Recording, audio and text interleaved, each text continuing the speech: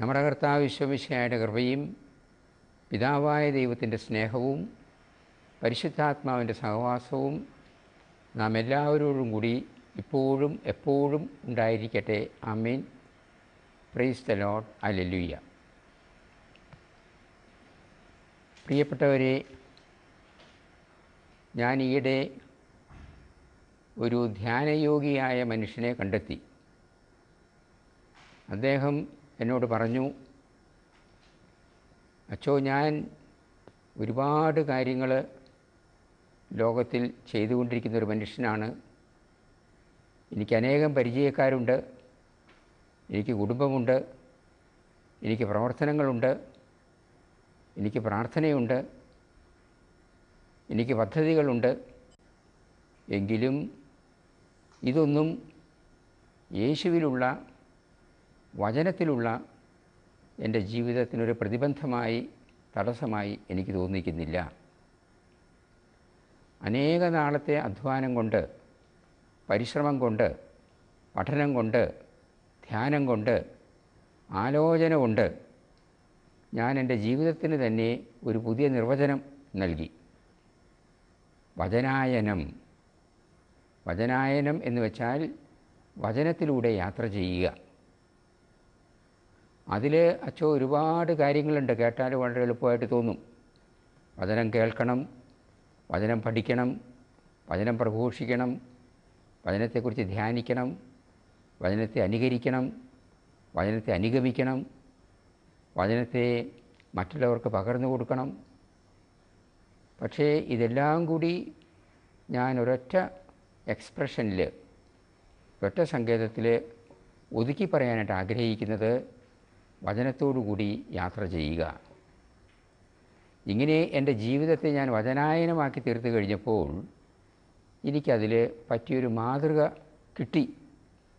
അതാരുമല്ല, യേശുവിൻ്റെ അമ്മയായിരിക്കുന്ന പരിശുദ്ധ കന്യകാമറിയം തന്നെ.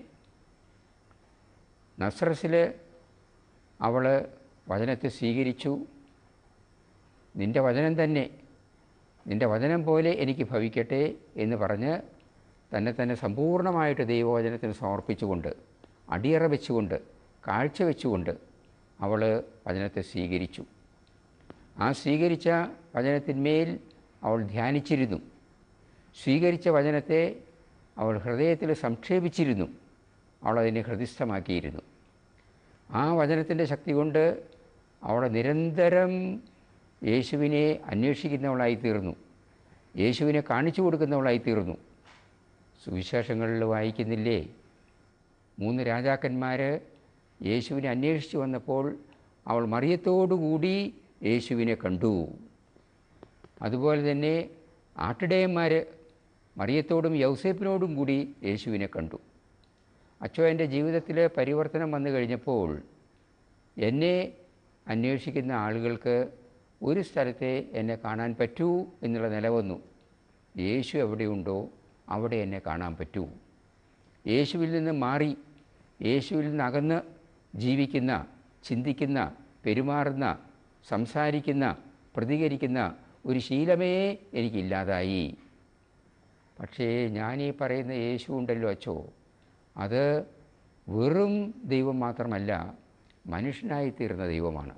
വചനം മാംസമായിത്തീർന്നു.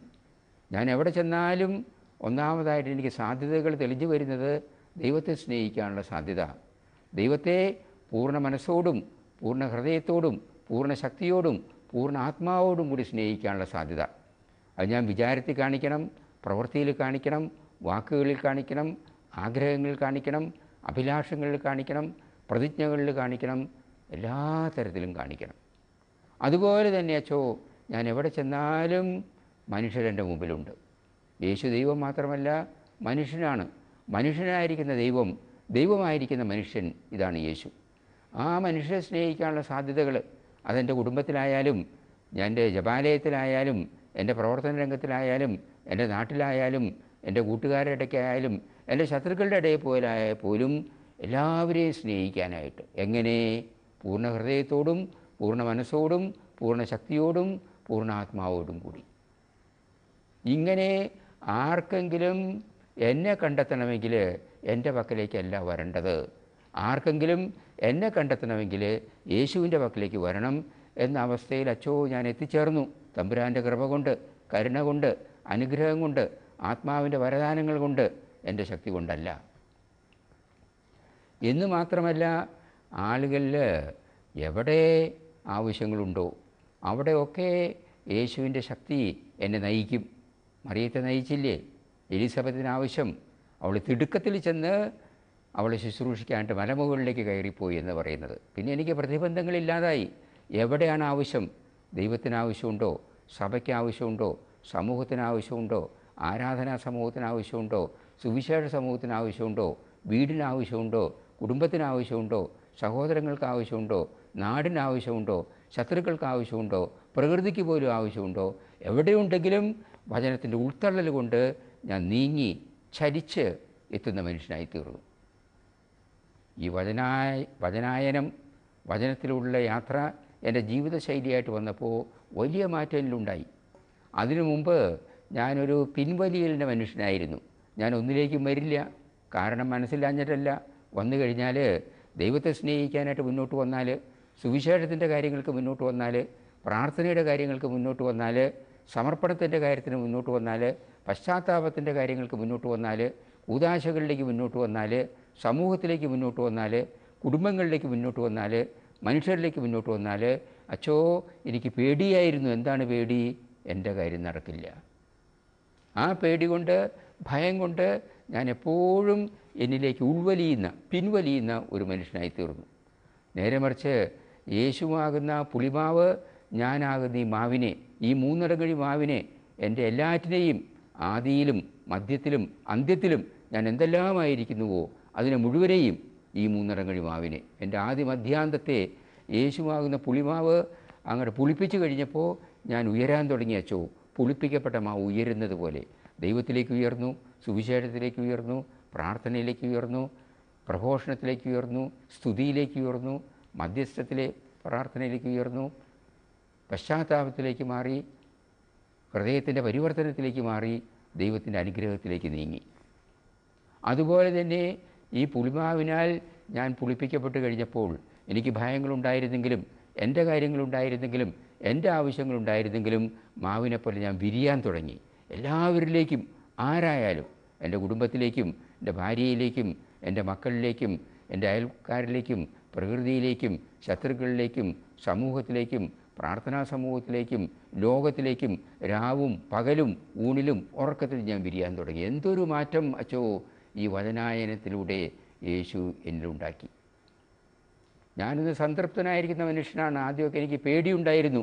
ഞാൻ ഈ വചനത്തിലേക്ക് പ്രവേശിച്ചു കഴിഞ്ഞാൽ, സുവിശേഷത്തിലേക്ക് പ്രവേശിച്ചു കഴിഞ്ഞാൽ, പ്രാർത്ഥനയിലേക്ക് പ്രവേശിച്ചു കഴിഞ്ഞാൽ, കൂദാശകളിലേക്ക് പ്രവേശിച്ചു കഴിഞ്ഞാൽ, ധ്യാനത്തിലേക്ക് പ്രവേശിച്ചു കഴിഞ്ഞാൽ, പഠനത്തിലേക്ക് പ്രവേശിച്ചു കഴിഞ്ഞാൽ, പ്രഘോഷണത്തിലേക്ക് പ്രവേശിച്ചു കഴിഞ്ഞാൽ, മധ്യസ്ഥ പ്രാർത്ഥനയിലേക്ക് പ്രവേശിച്ചു കഴിഞ്ഞാൽ, അനുരഞ്ജനത്തിലേക്ക് പ്രവേശിച്ചു കഴിഞ്ഞാൽ, സ്നേഹത്തിലേക്ക് പ്രവേശിച്ചു കഴിഞ്ഞാൽ, മറക്കലിലേക്കും പൊറുക്കലിലേക്കും പ്രവേശിച്ചു കഴിഞ്ഞാൽ എൻ്റെ കാര്യങ്ങളൊക്കെ നടക്കാതെ പോവച്ചോ. എനിക്ക് എന്നെക്കുറിച്ച് ചിന്തിക്കാൻ നേരം കിട്ടുമോ? എൻ്റെ കാര്യങ്ങൾക്ക് ഓടി നടക്കാനുള്ള ഊർജ്ജം ഉണ്ടാവുമോ? ഞാൻ തണുത്തു പോകില്ലേ? ഞാൻ തളർന്നു പോകില്ലേ? ഇങ്ങനെയുള്ള ഭയങ്ങളായിരുന്നു. പക്ഷേ എനിക്ക് മനസ്സിലായി, ഈ ഭയങ്ങൾക്കൊന്നും അടിസ്ഥാനമില്ല. കാരണം യേശു എന്നും എന്നോട് പറയുന്നുണ്ട്, ഭയപ്പെടരുത്, ഞാനാകുന്നു. ഞാൻ സമർപ്പിച്ചു കഴിഞ്ഞപ്പോൾ, പ്രാർത്ഥനയിലൂടെ സമർപ്പിച്ചു കഴിഞ്ഞപ്പോൾ, സുവിശേഷത്തിലൂടെ സമർപ്പിച്ചു കഴിഞ്ഞപ്പോൾ, കൂദാശകളിലൂടെ സമർപ്പിച്ചു കഴിഞ്ഞപ്പോൾ, സ്നേഹത്തിലൂടെ സമർപ്പിച്ചു കഴിഞ്ഞപ്പോൾ, സാഹോദര്യത്തിലൂടെ സമർപ്പിച്ചു കഴിഞ്ഞപ്പോൾ, സഹകരണത്തിലൂടെ സമർപ്പിച്ചു കഴിഞ്ഞപ്പോൾ എല്ലാം എനിക്ക് എളുപ്പമായി. എൻ്റെ കഴിവല്ല. എന്നെ ശക്തിപ്പെടുത്തുന്നവൻ അരൂപിയുടെ ദാനം കൊണ്ട്, അരൂപിയുടെ അഭിഷേകം കൊണ്ട്, ദൈവത്തിൻ്റെ നന്മ കൊണ്ട്, കൃപ കൊണ്ട് എല്ലാം എളുപ്പമായി തീർന്നു. പുളിമാവ് വെറുതെ ഇരുന്നാൽ ഉയരുവച്ചോ? തെറ്റി. മാവ് വെറുതെ ഇരുന്നാൽ ഉയരുവച്ചോ? ഇല്ല. മാവ് വെറുതെ ഇരുന്നാൽ വിരിയച്ചോ? ഇല്ല. മാവ് ഉയരണമെങ്കിൽ, മാവ് വിരിയണമെങ്കിൽ അതിന് പുളിമാവ് പ്രവർത്തിക്കണം. ഞാൻ യേശുവിന് സമർപ്പിച്ചു, സർവാംഗം സമർപ്പിച്ചു, സാഷ്ടാംഗം വീണ് സമർപ്പിച്ചു, പശ്ചാത്താപത്തോടെ സമർപ്പിച്ചു, സ്നേഹത്തോടെ സമർപ്പിച്ചു, വിശ്വാസത്തോടെ സമർപ്പിച്ചു, ശരണത്തോടെ സമർപ്പിച്ചു, എല്ലാം മറന്ന് സമർപ്പിച്ചു. എൻ്റെ വാക്കുകളെ സമർപ്പിച്ചു, എൻ്റെ വിചാരങ്ങളെ സമർപ്പിച്ചു, എൻ്റെ വാക്കുകളെ സമർപ്പിച്ചു, എൻ്റെ പ്രവൃത്തികളെ സമർപ്പിച്ചു, എൻ്റെ തെറ്റുകളെപ്പോലും അച്ചോ ഞാൻ ശരണത്തോടുകൂടി മോചിക്കുന്ന, പൊറുക്കുന്ന, സുഖപ്പെടുത്തുന്ന, കൊടുത്തുയർത്തുന്ന യേശുവിന് സമർപ്പിച്ചു. ഇന്ന് ഞാൻ ഭാഗ്യവാനാണ്. എന്ന് മാത്രമല്ല, ഈ മറിയത്തെപ്പോലെ ഞാനിങ്ങനെ വചനത്തിലൂടെ യാത്രയിൽ നടന്ന് വന്നപ്പോൾ എനിക്ക് എവിടെ ചെന്നാലും ഒരു മൂന്നാം കണ്ണ്. അതുവരെ എനിക്ക് 2 കണ്ണുകളെ ഉണ്ടായിരുന്നുള്ളൂ.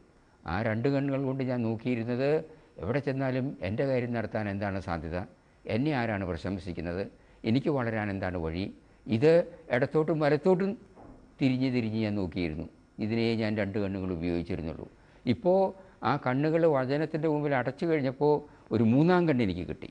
ആ മൂന്നാം കണ്ണിൽ മറിയത്തെപ്പോലെ, കാനായിലെ കല്യാണത്തിലെ മറിയത്തെപ്പോലെ ആർക്കാണ് ആവശ്യം, എവിടെയാണ് ആവശ്യം, എന്താണ് ആവശ്യം, അവർക്ക് വീഞ്ഞില്ല, അവർ ബുദ്ധിമുട്ടിലാണ്, അവർക്ക് പ്രശ്നമാണ്, അവരെ സഹായിക്കണം, അവരെ രക്ഷിക്കണം, അവരെ ഉയർത്തണം, അവർ വിശ്വാസം ഉണ്ടാക്കണം എന്ന് പറഞ്ഞ് എല്ലാവരിലേക്കും ഉയരാനുള്ള, എല്ലാവരെയും കൈകൊടുത്ത് ഉയർത്താനുള്ള പുതിയൊരു കഴിവ്, പുതിയൊരു കാഴ്ച, പുതിയൊരു ദർശനശക്തി, മൂന്നാം കണ്ണ് അച്ചോ എനിക്ക് കിട്ടി.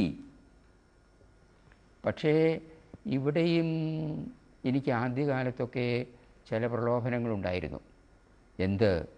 എന്നെ തന്നെ പ്രദർശിപ്പിക്കണം, എൻ്റെ പ്രാർത്ഥനയാണ്, എൻ്റെ ഉപദേശമാണ്, എൻ്റെ നേതൃത്വമാണ്, എൻ്റെ നിർദ്ദേശങ്ങളാണ്, ഞാനാണെല്ലാം.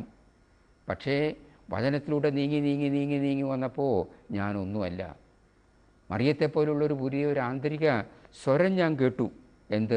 ഞാൻ പറയേണ്ടത് ആളുകളോടൊക്കെ നിങ്ങൾ യേശുവിൻ്റെ പക്കൽ പോകുവിൻ. മറിയം അവരെ യേശുവിലേക്കാണ് തിരിച്ചു വിട്ടത്. അവൻ പറയുന്നത് പോലെ ചെയ്യുവിൻ.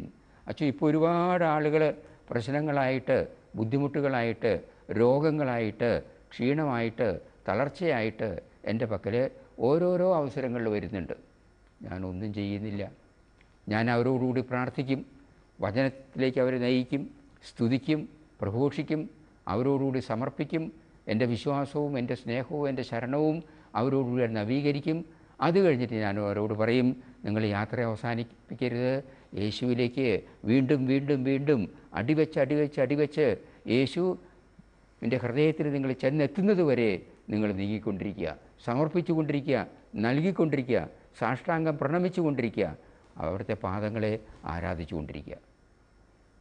പിന്നെ ഞാനൊന്നും അന്വേഷിക്കണ്ട. അവരുടെ കാര്യങ്ങളൊക്കെ നന്മയിലേക്ക് നീങ്ങി, അവരൊക്കെ ദൈവത്തെ കൈക്കൊള്ളുന്നവരായി, അവരൊക്കെ മറ്റുള്ളവരെ കൈക്കൊള്ളുന്നവരായി. യേശു അവരെ ദൈവത്തിന് സമർപ്പിച്ചു, തമ്പുരാൻ്റെ കൈകളോടെ അവർ ഉയർന്നു.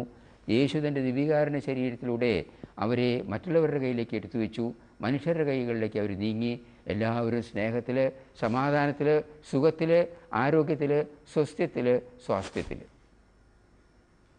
അച്ഛൻ ഇതൊക്കെ ഈ വചനത്തിലൂടെയുള്ള വഴികളിലൂടെ നടന്നതിൻ്റെ ഫലമായിട്ട്, മറിയത്തോടൊപ്പം നടന്നതിൻ്റെ ഫലമായിട്ട് എനിക്ക് കിട്ടിയ അനുഗ്രഹമാണ്. അദ്ദേഹം വീണ്ടും തുടരുകയാണ്, അച്ഛോ ഇതുകൊണ്ടൊന്നും ആയില്ല, ഈ അന്വേഷണം ഞാൻ വീണ്ടും തുടരുന്നു. ഞാൻ പള്ളിയിൽ പോകുന്നു, ഞാൻ മറിയത്തോടൊപ്പം ദേവാലയത്തിലേക്ക് പോകുന്നു. എന്തിന്? കാഴ്ച സമർപ്പിക്കാനായിട്ട്, യേശുവിനെ കാഴ്ച സമർപ്പിക്കാനായിട്ട്. എന്ന് വെച്ചാൽ ദൈവം എനിക്ക് നൽകിയിരിക്കുന്ന എല്ലാ ദാനങ്ങളെയും യേശുവിനോട് ചേർത്ത്, യേശുവിൽ ഒന്നിച്ച്, യേശുവിനോട് ഐക്യപ്പെടുത്തി, തമ്പുരാനെ, ദൈവമേ, നിൻ്റെ തിരുക്കുമാരനെ തന്നെ ഞാൻ നിനക്ക് കാഴ്ചവെക്കുന്നു, ഞാനൊന്നുമല്ല, ഇതേ എനിക്കുള്ളൂ. ദിവ്യകാരുണ്യത്തിലൂടെ, പ്രാർത്ഥനയിലൂടെ, ആരാധനയിലൂടെ, സ്തോത്രത്തിലൂടെ, പ്രഘോഷണത്തിലൂടെ, നന്ദിയിലൂടെ, മനസ്താപത്തിലൂടെ, ദൈവമേ, കർത്താവിനെ തന്നെ, എന്നെ കർത്താവിനോട് ചേർത്ത് എനിക്ക് ഞാൻ കാഴ്ചവെക്കുന്നു മറിയത്തെപ്പോലെ. അങ്ങനെ കാഴ്ചവെച്ച് കഴിയുമ്പോൾ നമ്മൾ എല്ലാം ഒരു മാജിക്കാണെന്ന് വിചാരിക്കരുത്. അപ്പോൾ കുറച്ചുകൂടി എനിക്ക് യാഥാർത്ഥ്യബോധം ഉണ്ടായി. മറിയത്തോട് ശമയോൻ പറഞ്ഞില്ലേ, നിൻ്റെ ഹൃദയത്തെ ഒരു വാള് ഭേദിക്കും. എനിക്കും പ്രാർത്ഥനയിൽ എനിക്ക് ആ അനുഭവങ്ങളുണ്ടായി. ജീവിതത്തിൽ എനിക്ക് ബുദ്ധിമുട്ടുണ്ടാകും, ഞാൻ പ്രതിസന്ധികളെ നേരിടണം, മറ്റുള്ളവരുടെ സഹനങ്ങളിൽ ഞാൻ ഉൾപ്പെടണം, മറ്റുള്ളവരെ ആശ്വസിപ്പിക്കണം, ഭാരം വഹിക്കണം. പക്ഷേ ഇതൊന്നും എന്നെ ഭയപ്പെടുത്തിയില്ല, എന്നെ തളർത്തിയില്ല. മറിയത്തെപ്പോലെ ദേവാലയത്തിൽ നിന്നും സമർപ്പിച്ച്, പ്രഘോഷിച്ച്, ശമയോൻ്റെ സ്തുതിപ്പ് കേട്ടിട്ട് ഇറങ്ങി വന്ന ആ മറിയത്തെപ്പോലെ പുതിയൊരു ധീരതയോടുകൂടി ഞാൻ നടക്കാൻ തുടങ്ങി. വചനത്തെ ഞാൻ അന്വേഷിച്ച് നടക്കാൻ തുടങ്ങി. യേശു എനിക്ക് നഷ്ടപ്പെട്ട അനുഭവം മറിയത്തിനുണ്ടായി. അച്ചോ, ദേവാലയത്തിൽ പ്രാർത്ഥിക്കാൻ പോയിട്ട് മടങ്ങി വന്നപ്പോൾ യേശു നഷ്ടപ്പെട്ടു. പക്ഷേ നഷ്ടപ്പെട്ടല്ലോ എന്ന് വിചാരിച്ചിട്ട് ഞാൻ നിരാശനായിട്ട്, ഞാൻ മനസ്സിടിഞ്ഞ് ഞാനങ്ങനെ തപ്തഹൃദയനായിട്ട് മാറി നിൽക്കുകയല്ല ചെയ്തത്. ഞാൻ വീണ്ടും അന്വേഷിച്ചു പോയി. മറിയവും യോസേഫും യേശുവിനെ വീണ്ടും അന്വേഷിച്ച് പോയതുപോലെ ജീവിതം എനിക്കൊരു യാത്ര മാത്രമല്ല, ജീവിതം എനിക്ക് വലിയൊരു അന്വേഷണം കൂടി അയച്ചു. യേശുവിനെ അന്വേഷിക്കണം, കണ്ടെത്തുവോളം അന്വേഷിക്കണം, കണ്ടെത്തുമ്പോൾ സമർപ്പിക്കണം. സമർപ്പിച്ചു കഴിഞ്ഞിട്ട് യേശുവിൽ വിശ്വാസം പുതുക്കണം, സ്നേഹം യേശുവിന് സമർപ്പിക്കണം, എൻ്റെ ശരണം സമ്പൂർണ്ണമായിട്ട് അവിടുത്തെ തിരുഹൃദയത്തിലായിരിക്കണം. അപ്പോൾ യേശു മറിയത്തോടുന്ന പോലെ എന്നോടും പറയാൻ തുടങ്ങി, നീ എന്തിനു വ്യാകുലപ്പെട്ടു, നീ എന്തിനു അസ്വസ്ഥനായി? ഞാൻ എൻ്റെ പിതാവിൻ്റെ കാര്യങ്ങളിൽ സദാ വ്യാപൃതനായിരിക്കണമെന്ന് നിനക്കറിഞ്ഞുകൂടെയോ? അതെനിക്ക് വലിയൊരു ആശ്വാസം നൽകി. എന്തു വന്നാലും എനിക്ക് പിന്നെ പേടിയില്ല. എന്തു വന്നാലും യേശുവിനോടൊപ്പം എന്നെ തന്നെ സമർപ്പിക്കാനായിട്ട്, എന്തു വന്നാലും യേശുവിനോടൊപ്പം ദൈവത്തെ സ്തുതിക്കാനായിട്ട്, എന്തു വന്നാലും യേശുവിനോടൊപ്പം ദൈവത്തിൽ എൻ്റെ ശരണം സ്ഥിരീകരിക്കാനായിട്ട് ഞാൻ എപ്പോഴും ദൈവത്തിൻ്റെ കാര്യങ്ങളിൽ വ്യാപൃതനായിരിക്കണം. എന്താണ് ഈ ദൈവത്തിൻ്റെ കാര്യം? യേശു എന്നോട് പറഞ്ഞു, ദൈവത്തിൻ്റെ കാര്യം എന്താണെന്ന് വെച്ചാൽ, വീണ്ടും നീ നിൻ്റെ കുടുംബത്തിലേക്ക് വരണം. യേശു അവിടെ നിന്ന് അവരുടെ കുടുംബത്തിലേക്ക്, നസറത്തിലേക്ക് ഇറങ്ങിച്ചെന്ന് അവിടെ മാതാപിതാക്കന്മാർക്ക് അനുസരണമുള്ളവനായിട്ട് ജീവിച്ചു, അവരോട് സ്നേഹത്തിൽ ജീവിച്ചു, അവരോട് സഹവർത്തത്തിൽ ജീവിച്ചു, അവരോട് സഹകരണത്തിൽ ജീവിച്ചു. അങ്ങനെ ദൈവത്തിൻ്റെ മുമ്പിലും മനുഷ്യരുടെ മുമ്പിലും നീ കൃപയിലും പ്രസാദത്തിലും വളർന്നു വരണം. അപ്പോൾ അതൊക്കെ എനിക്ക് വലിയ വലിയ ഉത്തരവാദിത്തങ്ങളായി അയച്ചു. എനിക്ക് ഒന്നിൽ നിന്നും മാറേണ്ട കാര്യമില്ല, എനിക്കൊന്നിൽ നിന്നും ഒളിച്ചോടേണ്ട കാര്യമില്ല, എനിക്കൊന്നിനെയും തിരസ്കരിക്കേണ്ട കാര്യമില്ല, എനിക്കൊന്നിനെയും ഭയപ്പെടേണ്ട കാര്യമില്ല. ഞാൻ ജീവിതത്തെ സ്വീകരിക്കാൻ പഠിച്ചു, ദൈവത്തെ സ്വീകരിക്കാൻ പഠിച്ചു, യേശുവിനെ സ്വീകരിക്കാൻ പഠിച്ചു, വചനത്തെ സ്വീകരിക്കാൻ പഠിച്ചു, സുവിശേഷത്തെ സ്വീകരിക്കാൻ പഠിച്ചു, സഭയെ സ്വീകരിക്കാൻ പഠിച്ചു, ദിവ്യകാരുണ്യത്തെ സ്വീകരിക്കാൻ പഠിച്ചു, പ്രാർത്ഥനയെ സ്വീകരിക്കാൻ പഠിച്ചു, എൻ്റെ കുടുംബത്തെ സ്വീകരിക്കാൻ പഠിച്ചു, എൻ്റെ ഉത്തരവാദിത്തങ്ങളെ സ്വീകരിക്കാൻ പഠിച്ചു, ഞാൻ സഹകരിക്കേണ്ട മേഖലകൾ, ഞാൻ സഹായിക്കേണ്ട ആളുകൾ, ഞാൻ നേരിടേണ്ട പ്രതിസന്ധികൾ, എല്ലാറ്റിനെയും ദൈവത്തിലുള്ള ആശ്രയം കൊണ്ട് എങ്ങനെ ഞാൻ സ്വീകരിക്കണം. സ്വീകരിച്ചു കഴിഞ്ഞാൽ എനിക്ക് തന്നെ തോന്നി ഞാൻ ദൈവത്തിൻ്റെ കൃപയിലാണ്, മനുഷ്യരുടെ പ്രസാദത്തിലാണ്. ഇങ്ങനെയൊക്കെ അച്ചോ ദൈവത്തിൻ്റെ വചനം എന്നെ ഒരുപാട് വളർത്തി. അതുകൊണ്ട് ആരും വിചാരിക്കേണ്ട ആവശ്യമില്ല ഞാനൊരു മുനിയായിരുന്നോ, ഞാൻ ഋഷിയായിരുന്നോ, ഞാൻ ഒളിച്ചോടിയവനായിരുന്നോ, എനിക്കൊന്നിനും സമയമില്ലെന്നോ. അങ്ങനെയല്ല, എനിക്ക് വലിയൊരു കണ്ണ് കിട്ടി. അതിനെയാണ് അച്ചോ ഞാൻ മുമ്പ് മൂന്നാം കണ്ണെന്ന് പറഞ്ഞത്. എല്ലാറ്റിലും ദൈവത്തെ കാണാൻ, എല്ലാറ്റിലും എല്ലാവരെയും കാണാൻ, ഒറ്റ വാക്കി പറഞ്ഞാൽ എല്ലാറ്റിലും യേശുവിനെ കാണാൻ. യേശു ദൈവം മാത്രമല്ല മനുഷ്യനുമാണ്, യേശു മനുഷ്യൻ മാത്രമല്ല ദൈവവുമാണ്. ദൈവവും മനുഷ്യനുമായിരിക്കുന്ന ആ യേശുവിനെ, ദൈവത്തെയും മനുഷ്യരെയും എവിടെ ചെന്നാലും ഒന്നാമതായിട്ട് കാണാൻ. അതിൻ്റെ ചെറിയൊരു മറുവശമാണ് വെച്ചോ എന്നെ കാണാതിരിക്കാൻ. ഞാൻ മുമ്പൊക്കെ കണ്ടിരുന്നത് എന്നെയാണ്. എവിടെ ചെന്നാലും എൻ്റെ കാര്യം, എൻ്റെ സ്ഥാനം, എൻ്റെ സാധ്യത, എൻ്റെ അവസരങ്ങൾ, ഇതൊന്നും ഞാൻ കാണാതായി. പക്ഷെ അതുകൊണ്ട് എനിക്കൊരു ബുദ്ധിമുട്ടും വന്നിട്ടില്ല. ദൈവം എന്നെ കാക്കുന്നു, എല്ലാവരും എന്നെ കാക്കുന്നു. ഞാൻ ദൈവത്തിൻ്റെ കയ്യിലാണ്, യേശുവിനോടൊപ്പം ഉത്തിതനായിരിക്കുന്ന യേശുവിൻ്റെ ശരീരത്തോടൊപ്പം ഞാൻ പിതാവിൻ്റെ വലത് കൈയിലാണ്. അതുപോലെ ദിവ്യകാരുണ്യസ്ഥിതനായിരിക്കുന്ന യേശുവിൻ്റെ ശരീരത്തോടൊപ്പം ഞാൻ എല്ലാ മനുഷ്യരുടെയും കയ്യിലാണ്. എൻ്റെ കുടുംബത്തിൻ്റെ കയ്യിലാണ്, മക്കളുടെ കയ്യിലാണ്, ഭാര്യയുടെ കയ്യിലാണ്, എൻ്റെ സഹോദരങ്ങളുടെ കയ്യിലാണ്, ലോകത്തിൻ്റെ കയ്യിലാണ്, എൻ്റെ സഹപ്രവർത്തകരുടെ കയ്യിലാണ്, ഞാൻ എല്ലാവരുടെയും കയ്യിലാണ്. എനിക്കൊരു നഷ്ടവും വന്നില്ല, എൻ്റെ പേടികളൊക്കെ മാറി.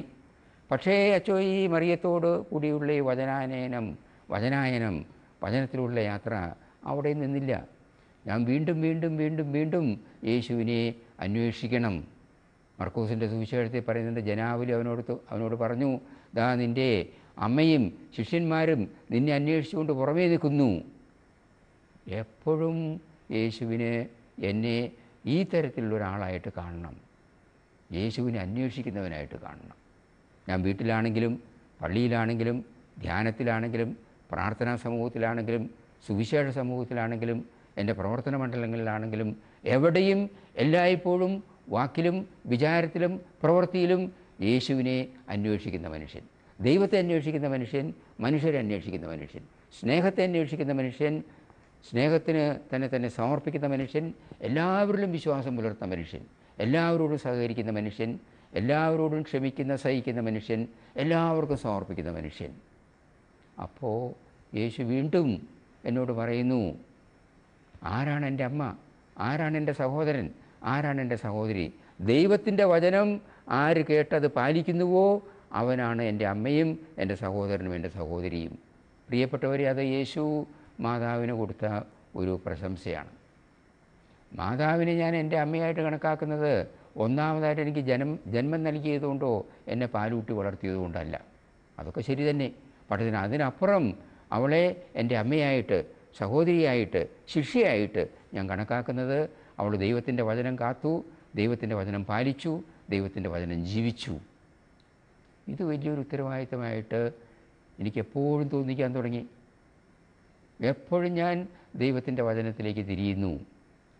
അപ്പോൾ എനിക്ക് ജീവിതത്തെക്കുറിച്ച് വളരെ പ്രായോഗികമായിട്ടുള്ള, വളരെ കർശനമായിട്ടുള്ള, വളരെ വ്യക്തമായിട്ടുള്ള, വളരെ സ്പഷ്ടമായിട്ടുള്ള ചില മാനദണ്ഡങ്ങൾ കിട്ടി.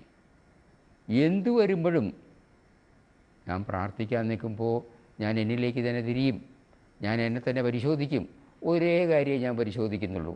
ഞാനിങ്ങനെ പ്രാർത്ഥിച്ചാൽ, ഞാനിങ്ങനെ സഹിച്ചാൽ, ഞാനിങ്ങനെ സുവിശേഷം വായിച്ചാൽ, ഞാനിങ്ങനെ സ്തുതിച്ചാൽ, ഞാനിങ്ങനെ സന്തോഷിച്ചാൽ, ഞാനിങ്ങനെ സമർപ്പിച്ചാൽ ധൈര്യമായിട്ട് എനിക്ക് പറയാൻ തോന്നുമോ ദൈവത്തിന് ഒരു കാര്യം തീർച്ച തോന്നും എന്ന്? ഏത് കാര്യം? ഞാൻ ദൈവത്തെ പൂർണ്ണ ഹൃദയത്തോടും പൂർണ്ണ മനസ്സോടും പൂർണ്ണ ശക്തിയോടും പൂർണ്ണ ആത്മാവോടും സ്നേഹിക്കുന്നു എന്നുള്ള ഉറപ്പ്, തീർച്ച തമ്പുരാൻ കർത്താവിനുണ്ടാകുമോ? അതെനിക്ക് വലിയൊരു മാനദണ്ഡമായി. ഉണ്ടാകുന്നില്ലെങ്കിൽ അതിൻ്റെ കാരണങ്ങൾ എന്താണ്? ഞാൻ മനസ്സിലാക്കണം, ഞാൻ തിരുത്തണം, ഞാൻ സമർപ്പിക്കണം, ഞാൻ പശ്ചാത്തപിക്കണം, എൻ്റെ മനസ്സിന് ഞാൻ അന്തരം വരുത്തണം. അതുപോലെ തന്നെ മനുഷ്യരോട് ഞാൻ പെരുമാറുമ്പോഴും, എൻ്റെ കുടുംബത്തിലായാലും, എൻ്റെ സഹോദരങ്ങളിലായാലും, എൻ്റെ ഭാര്യയുടെ മുമ്പിലായാലും, എൻ്റെ മക്കളുടെ മുമ്പിലായാലും, ലോകത്തിലായാലും, എൻ്റെ പ്രവർത്തന മണ്ഡലത്തിലായാലും, ഏത് കാര്യത്തിലും, എൻ്റെ ശത്രുക്കളുടെ മുമ്പിലായാൽ പോലും അച്ചോ എനിക്ക് എന്നെ തന്നെ വിലയിരുത്താനുള്ള വ്യക്തമായിട്ടുള്ള, തെറ്റുവരാത്ത, സ്പഷ്ടമായിട്ടുള്ള ഒരു മാനദണ്ഡം കിട്ടി. എന്താണ് ആ മാനദണ്ഡം? ഞാനിങ്ങനെ സംസാരിച്ചാൽ, ഞാനിങ്ങനെ പെരുമാറിയാൽ, ഞാനിങ്ങനെ സന്തോഷിച്ചാൽ, ഞാനിങ്ങനെ സഹകരിച്ചാൽ, ഞാനിങ്ങനെ എൻ്റേതായിട്ടുള്ള സംഭാവനകൾ ആത്മീയ തലത്തിലും ഭൗതിക തലത്തിലുമൊക്കെ ചെയ്തു കഴിഞ്ഞാൽ അവർക്ക് തീർച്ച പറയാൻ സാധിക്കുമോ ഈ മനുഷ്യൻ ഞങ്ങളെ സ്നേഹിക്കുന്നു, പൂർണ്ണ ഹൃദയത്തോടുകൂടി സ്നേഹിക്കുന്നു, പൂർണ്ണ മനസ്സോടുകൂടി സ്നേഹിക്കുന്നു, പൂർണ്ണ ആത്മാവോടുകൂടി സ്നേഹിക്കുന്നു, പൂർണ്ണ ശക്തിയോടുകൂടി സ്നേഹിക്കുന്നു? എനിക്ക് മാനദണ്ഡം കിട്ടി. പക്ഷേ എനിക്ക് എപ്പോഴും അതുപോലെ ചെയ്യാൻ പറ്റുന്നില്ല. അത് പ്രശ്നമില്ല. അവിടെയാണ് യേശു വരുന്നത്. നീ ഭയപ്പെടേണ്ട, നീ സമർപ്പിക്കുക, നിന്നിൽ കുറവുള്ളത് ഞാൻ മാറ്റിത്തരും. മാതാവ് വീണ്ടും എന്നോട് പറഞ്ഞു, അവൾ ദൈവത്തിൽ നിന്നും കേട്ട, ദൂതനിലൂടെ ദൈവത്തിൽ നിന്നും കേട്ട ആ വാക്ക് എന്നെ വീണ്ടും വീണ്ടും പറഞ്ഞു കേൾപ്പിച്ചു. എൻ്റെ ബുദ്ധിമുട്ടുകളിൽ, എൻ്റെ തളർച്ചകളിൽ മനുഷ്യന് അസാധ്യമായിട്ടുള്ളത് ദൈവത്തിന് സാധ്യമാണ്.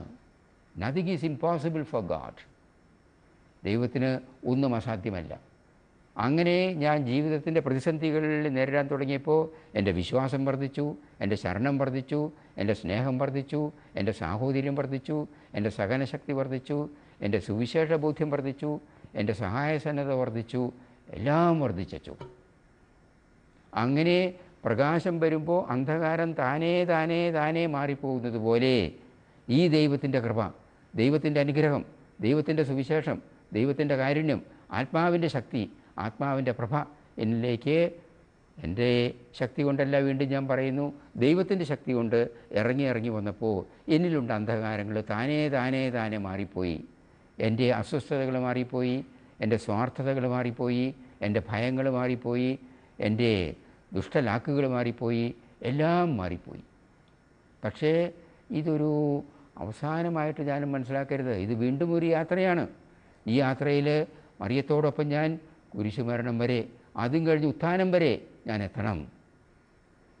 പ്രിയപ്പെട്ടവരെ, ആ യാത്രയിൽ മറിയത്തോടൊപ്പം ഞാൻ യേശു എനിക്ക് വേണ്ടി സഹിക്കുന്ന, എന്നെ രക്ഷിക്കാൻ വേണ്ടി എൻ്റെ രക്ഷകനായിട്ട് അവതരിച്ചിരിക്കുന്ന, തൻ്റെ മാംസരക്തങ്ങൾ എനിക്കായിട്ട് മുറിച്ചു വിളമ്പിത്തരുന്ന, എന്നെ ഇതാ നിൻ്റെ പുത്രൻ എന്ന് പറഞ്ഞിട്ട് അമ്മയ്ക്ക് ഏൽപ്പിച്ചു കൊടുക്കുന്ന ആ യേശുവിൻ്റെ മുമ്പിൽ മറിയത്തോടൊപ്പം മറ്റുള്ളവരോടൊപ്പം ഞാൻ യാത്ര ചെയ്യുകയാണ്. അങ്ങനെ യാത്ര ചെയ്യുമ്പോൾ മറിയത്തോടൊപ്പം യാത്ര ചെയ്തിരുന്ന അനേകം സ്ത്രീകളെ യേശു നിന്ന് ആ കുരിശിലേക്കുള്ള യാത്രാമധ്യേ ആശ്വസിപ്പിച്ച വചനം ഞാൻ കേൾക്കുന്നുണ്ട്. അച്ചോ, ഞാൻ യേശുവിൻ്റെ ഒരു ചെറിയ ഉപകരണമായിട്ട് മാറി. ഇന്ന് ഞാൻ ആശ്വാസത്തിൻ്റെ വചനങ്ങളെ നൽകുന്നുള്ളൂ. ഇന്ന് ഞാൻ സ്നേഹത്തിൻ്റെ വചനങ്ങളെ നൽകുന്നുള്ളൂ.